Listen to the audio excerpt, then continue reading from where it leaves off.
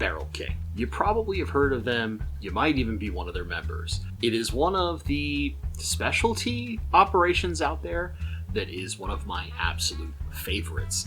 And obviously, I'm a bit of a fan because I feel that their regular produced products often compete very well against some of this highly allocated whiskey that sits beside them. Recently, they did a really, really cool challenge called the King Me Duet. There's two 375s, KM1 and KM2, and they have these cool QR codes on the back. And this was designed to be done blind. So you would try each of these and decide which of the two, by casting your vote, you liked better. And the whole thing behind this is Jared, the king, if you will, of Barrel King, had this conversation with Matt Porter from ADHD Whiskey. Basically said that, like, he felt younger product could be just as good, if not better, than older whiskey if it is finished well and blended well. So what is the goal here is that one is a younger product, and I don't recall offhand if they disclosed exactly how old, but there is a difference. I think one is like the more common 6 to 8 year range, and then one was a bit older, and they tend to get a lot of 11-year single barrels, so I'm going to guess that that's about what they're looking at for MGP product. But the younger one is going to be finished, and the older one is not finished, and the whole game is to decide which one you like better. So for 2 Minute Tuesday, we're going to compare the two. Let me get them poured. Haven't opened these yet, so they're going to be fresh cracked. We'll give them a couple minutes to rest in the glass, but not terribly long. 375s, man. They're so tiny and cute. I accidentally poured a little more of the other one. We will start with KM1. We'll take 2 minutes and get all our notes on this bad boy. And then we'll go to KM2, give it our full usual 2 Minute Tuesday approach. And then by our overall score, we will know which one I like more, and thus can cast our vote. I think the voting's already done, but you know how it is. All right, KM1. First off, color, pretty typical of most bourbons. You got this lovely kind of slightly reddish amber. So from the nose, this definitely smells like MGP. I would almost gamble that right away, this is the older, unfinished MGP. It's very typical. There's a little spice. It's not super fruity. There's a little bit of sweetness, definitely. There's a little kind of caramel that's going on. It's not overpowering, but it is there. Tobacco and kind of leather thing going on. Dude, I'd bet a bottle of Stag on this that this is not finished. It is really good, though. Now that I've had a taste, the first thing that's prevalent is this really nice oak influence. What I would say savory oak. Not tannic, not bitter. There's not a predominant, super strong sweetness. There's a fainter sweetness. It's a little light kind of caramel going on. Very classic bourbon notes. It's just a tiny bit of cherry. And I'm talking like your atypical regular red cherry. We're not talking like a Bing or a Rainier or something. We're a little different. Just your typical red cherry, but not as sweet as say like maraschinos, right? This is just really good MGP. I'm really certain that this is the older MGP, but it's really good. This is a phenomenal barrel. And there's this wonderful finish of you've got that nice barrel spice thing. It's just kind of giving you some pepper. It's not super proofy. This drink's closer to a bottle and bond. It's closer to that 100 proof. It just really doesn't, maybe a 107, right? If you were to think of that. It's not overpowering. It's just nice, warm, just feels good. Just feels good. The other thing on the finish is take a couple extra sips here, is that caramel's coming forward a lot more toward the back half of the palate. So up front, a little bit of barrel spice, that great kind of wood, little bit of tobacco and leather thing going on. Nice savory kind of classic bourbon. Hint of cherry, and then it fades to a little bit more cherry, but that big kind of caramel starts coming out more and more. Really love it. Viscosity-wise, it coats the palate significantly well. It's got some pretty good legs on it too. Overall score, I'm gonna go with 80 out of 100. While I don't think this is oh my god, phenomenal, you have to have it kind of whiskey, this is still great whiskey. And considering we're getting two different types of whiskey at its price, which is the club price, I think is $145 for when you get a pick. You get some discounts and all that for their club, but this is just super good MGP. Let me cleanse my palate with a little bit of water. I own Corky's. And now we'll do KM2. Before I start, showing everything off and getting in our 2 minutes, if it fools me and I can't tell that either is finished, or I think neither are finished, that will be very impressive. That's just phenomenal color. Sometimes finishing will have a significant influence on the color. Think about that Murray Hill special release we had. Oh, the nose is way different. But the question is what the finish is, because I don't think they told what the finish would be either. They just said one is finished and younger and one is older. Why I say this is finished, there's a dominant kind of sweet note in there, but it does also have a bit more ethanol on the nose. It's not like really blowing me out, but it's not as balanced as the KM1 was. There's also not as much like caramel and kind of the more savory MGP stuff that I really love in a good MGP, which is what leads me to think that this is a little younger and finished. Let's go to palate. Oh yeah, on the palate right away. That sweetness that I'm getting off of the nose, which reminds me a little of like how the sweetness comes through on like sherry finishes or cognac finishes sometimes. It does not taste like it's sherry or cognac finished, but the way that it influences the sweetness, where it doesn't taste like brown sugar or molasses or something like that definitely comes through on the palate. It almost tastes like it's got to be like a Buffalo Trace product that they did the barrel in. There's definitely a good, very fruit forward, a little bit of cherry and a little bit of strawberry in there that is some of the hallmarks of a lot of Buffalo Trace products. Not really the grape that I get from certain things, like a lot of Stags I get grape from, but I also get cherry.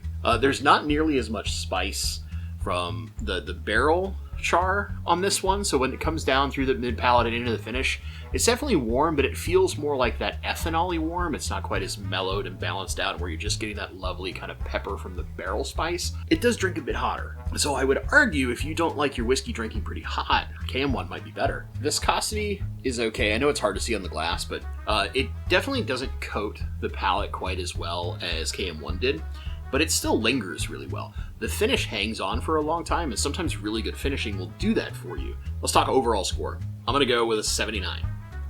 And I know you're going to be like, 1 point difference, but I do think this is really good. I think the big thing is it depends on whether you want something that drinks a little more, and everybody hates the term smooth, but what I would say, drinks under its proof, where that it's not kind of a fireball up front or a fireball on the back end where that ethanol is hitting you a little harder. KM1 has significantly more complexity to it. Now let me go right back to it real fast. KM1. Yeah, dude, this just drinks so much more chill. And the nose is better. The nose is better in the sense that I get more from it. There's more complexity going on. There's a little bit more harmony. Where KM2 is like punching me in the face with this kind of upfront sweetness that comes from the finish. Like I said, it kind of reminds me of sherry or cognac in the way that affects finished whiskeys.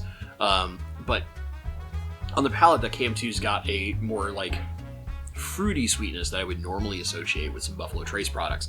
Not really sure which ones, and it could be some other stuff. Do not get me wrong, because it could be something like a cognac or Armagnac or sherry finish, because of the way the sweetness comes across. But I would gamble unfinished KM1, KM2 finished, and overall, honestly, I think it's like this.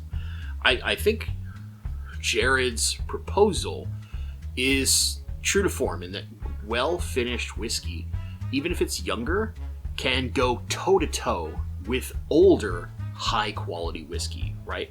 And I think that's one of the things where you see some of the more interesting people like Barrel King, for those who are familiar, Doc Swinson's is an example, where they can take even non-distilling producers, right, where they're bringing in sourced product and they are applying something interesting and unique in the spin by finishing it or adding in some staves of something, doing some kind of double oak that adds this interesting profile to something we all know and love, right?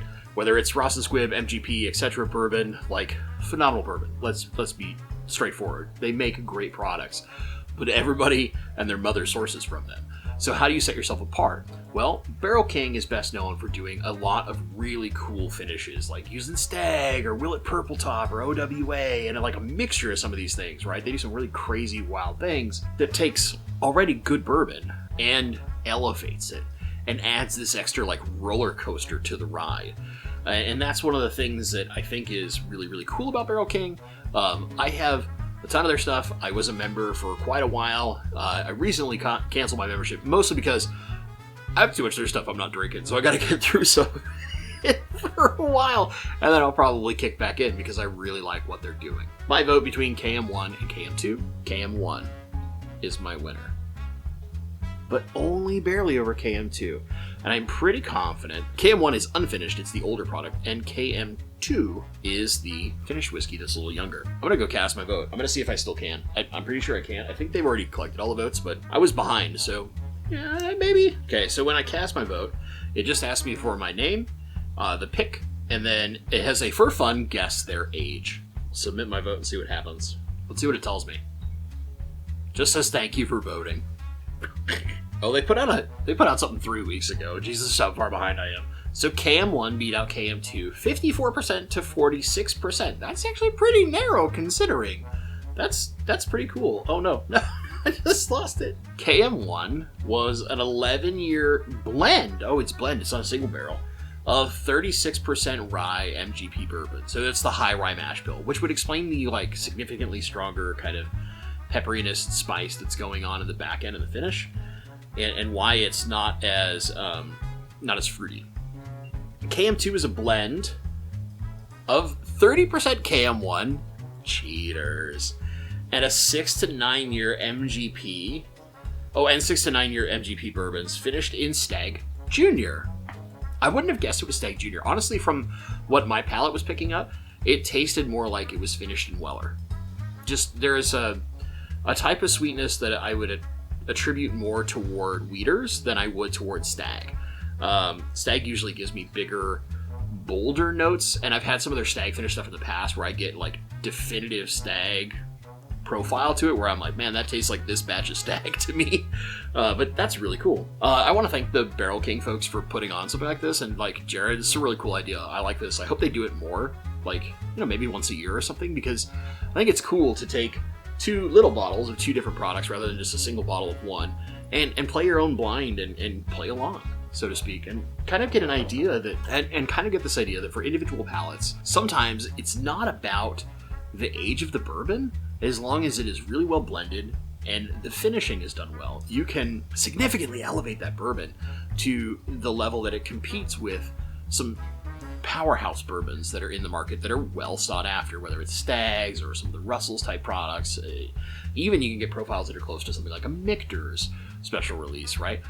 It's really interesting, some of the stuff they've been doing. I've had some really wild roller coaster rides with a few of their products so far, and I look forward to going through the ones I haven't tried yet and taking more of these to bottle shares, because they always are really popular whenever I take them to a bottle share. So if you are not a Barrel King member, consider becoming a Barrel King member. I'll leave a link down in the description below, and they have a reference thing. If you just put my name in there, it gives me a little bit of love, but you know, you don't have to. But that's it. I hope you've enjoyed this 2-Minute Tuesday. Leave your comment down below. Have you tried Barrel King? Did you not like it? Did you love it? Are you a current member? I'd love to hear down in the comments down below. If you've enjoyed this video, please give it a thumbs up. Consider subscribing. It's one of the best ways to help any of us small whiskey tubers continue to do the things we love, which is bring you reviews, maybe do some hunts here soon, a lot of stuff. I've got all sorts of things planned. We'll eventually get rid of this fish tank too, and we'll have a more proper setup, and you'll get to watch that evolve and change right here. As always, my friends, thank you so much for watching, and stay awesome. This is really good bourbon, by the way.